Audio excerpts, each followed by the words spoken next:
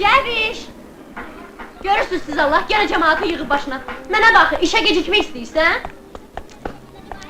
Həmişə belə kişinin yad adamların yanında pərt eləyirdi. Arvadla bacara bilmir. Məktəbdə də bu kişinin işi çox ağırdır. Axı orada 2 nəfərin işini aparır. Həm fizikadan dərs verir, həm də ki kimyada. Belə ağır günlərdə sən öz yoldaşlarını yollatmaq istəyirsən. Buna mərifəsizlik deyirlər cəmiyyətə qarşı. Hamının vəziyyəti ağır.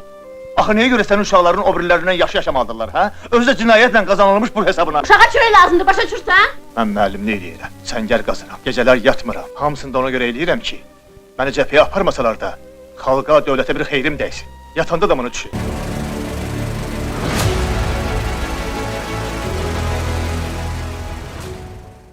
İkinci Dünya Müharibəsinin bitməsindən təxminən 25 il sonra 1969-cu ilə Azərbaycan kino inciləri siyahısına izləyicilərin yaddaşına həkk olunan ən kövrək və ən səmimi filmlərdən biri Bizim Cəbiş müəllim əlavə olundu.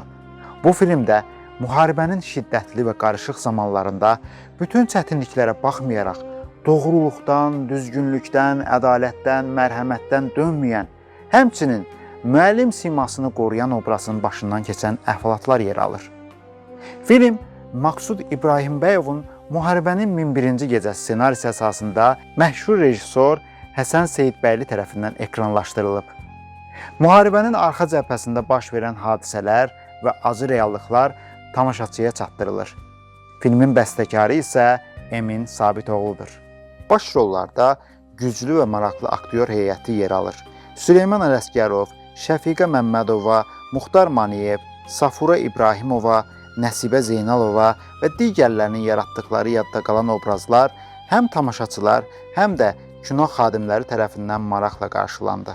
Filmdə İkinci Dünya Müharibəsi dövründə Bakıda baş verən hadisələr yer alır. Müharibənin ağır illərində qələbə uğrunda bütün maddi sıxıntılara sinə gələn, ailəsini alın təri ilə dolandıran və vətənin azadlığını hər şeydən üstün tutan sadə insanların yüksək mənəvi keyfiyyətləri ön plana çəkilir. Filmin baş qəhrəmanı Cəbiş müəllim fizika və kimya müəllimi idi. O öz sahəsinin peşəkarı olsa da, müharibə dövrü olduğu üçün tələbələr dərsə maraq göstərmirdilər. Buna baxmayaraq o, öz işini sevərək edirdi. Müharibənin gətirdiyi ağır şərait hər kəs kimi Cəbiş müəllimin ailəsini də böyük maddi çətinliklərlə üzləşdirdi. Bu illərdə sabun tapmaq demək olar ki, mümkün deyildi. O, sabun hazırlamağı bacarır və arvadı bu sabunları sataraq varlanmağı qarşısına məqsəd qoyur. Buna görə onu danlayır və bunu etməyə məcbur edirdi. Lakin o müəllimliyi hər şeydən üstün tutur və yoldaşının dediyini etmirdi. O özü də müharibəyə getmək istəyir, amma gözlərinin zəif olması səbəbindən hərbi xidmətə yararsız sayılır. O dövrdə müharibədə ailəsini itirən insanları bəzi adamlar öz himayəsinə götürürdü. Qonşuluqda yaşayan Sura xala da bir rus qızını himayəsinə götürür. Bu arada məhəllədə olan 2 gənc Namiq və Makedon həmin rus qızına aşıq olurlar. Daha sonra Cəbiş ailəyə yemək ala bilmək üçün arvadının öz gödəkcəsini satdığını öyrənir və bundan sonra sabun hazırlamağa qərar verir. O sabunları hazırlayır, çamadana yığaraq satmaq üçün evdən çıxır. Əvvəlcə öz tələbələrini müharibəyə yola salmaq üçün vağzala gedir. O düzəltdiyi sabunları satmaq əvəzinə müharibəyə gedən tələbələrinə verir. Filmdə Cəbiş müəllimin timsalında ədalətli və dürüst vətəndaş obrazı yaradılıb. Şagirdlərinə diqqət və qayğısı daima mövcud vəziyyətə doğru istiqamətləndirməsi onun xarakterinin əsas xüsusiyyətlərindən biridir. Çətin vaxtlarda hər kəsin həmrəylik, birlik nümayiş etdirməsi filmin əsas qayəsini təşkil edir. Bu xüsusiyyətlər filmdəki bəzi rollarda ən incə detalları ilə əks olunur. Həsən Seyidbəyli Cəbiş müəllim obrazını bir neçə aktyora təklif edir. Lakin onun ürəyinə yatan Süleyman Ələsgərov olur və bu obrazı o canlandırır. Aktyora ən çox şöhrət gətirən də məhz elə bu film olur. Rejissor meyxana dayan uşaqların arasında Aqil Ağacanovu görür və Makedon obrazını ona təklif edir. Makedon bu təklif qarşısında rejissora şərt kəsir ki, öz məhəllə uşaqları da filmdə yer alsın. Daha maraqlı məqam isə uşaqların dediyi meyxananı Ağa Səlim Çıldağın film üçün yazmağıdır.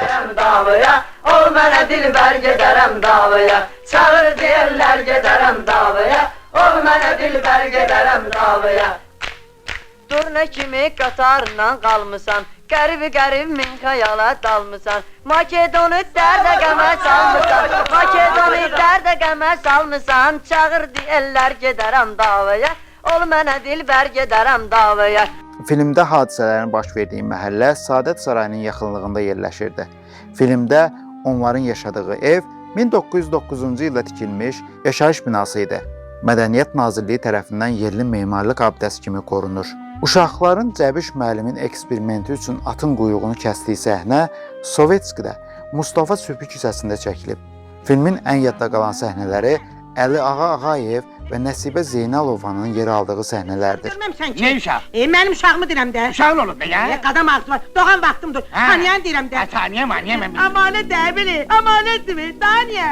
Həsən Seyidbəylinin həm oğulları Ziya və Mehdi, həm də qızı Məryəm ekran işində rol alıb. Ziya Namiq obrazını, Mehdi Cəbiş müəlliminin Jımıq Ləzzət deyən oğlunu, Məryəm isə onun qızını canlandırıb. Çəkilişi başa çatdıqdan sonra film Moskvaya göndərilir. Həmişə olduğu kimi bu dəfə də Moskva filmin bir neçə epizodu ilə yanaşı Nəcəpov obrazının dili ilə deyilən faktların çıxarılmasına göstəriş verir. Bu faktlar Azərbaycan neftinin müharibənin taleyində nə dərəcədə rol oynaması haqqındaydı. Həsən Seyidbəylinin böyük səyləri nəticəsində bu epizodu filmdə saxlamaq mümkün olur. Bəlkə də məhz buna görə də film mükafat qazana bilmir. Şəfiqə Məmmədova filmdə Cəbiş müəllimin arvadı obrazını canlandırır. Şəfiqə xanım müsahibələrindən birində bu film haqqında danışarkən Həsən Seyidbəylinin filmində çəkilməyin əlçatılmaz bir arzu olduğunu qeyd edir. Onun filmlərinin fərqli cəhəti ondaydı ki, heç bir sınaq çəkilişləri aparmazdı. Şəfiqə xanım onu da əlavə edir ki, Həsən müəllim hər zaman aktyora qarşı hörmət və izzət göstərirdi. Filmdə əsas diqqət insanın ən ağır və ən çətin şəraitdə belə özünü necə aparmalı olduğuna yönəldilir. Ləyaqətli insan məhrumiyyətlərə, müharibənin gətirdiyi qorxu və dəhşətlərə baxmayaraq heç vaxt öz simasını itirmir, mənəvi dəyərlərdən və əqidəsindən dönmür. Cəbiş müəllim də daima düşüncəli davranışları, insanlara mənəvi dəstəyi və şagirdlərinə düzgün yol göstərməsi ilə diqqət çəkirdi. Hətta o, satmaq üçün hazırladığı sabunları cəbhəyə yola düşən şagirdlərinə verməsi onun mənəvi ucalığını və insanpərvərliyini əks etdirən ən təsirli səhnələrdən biridir. Bu addım maddi dəyərlərin deyil, insanlıq, mərhəmət və mənəviyyatın hər şeydən üstün olduğunu göstərən ən dəyərli həyat dərsi kimi yadda qalır.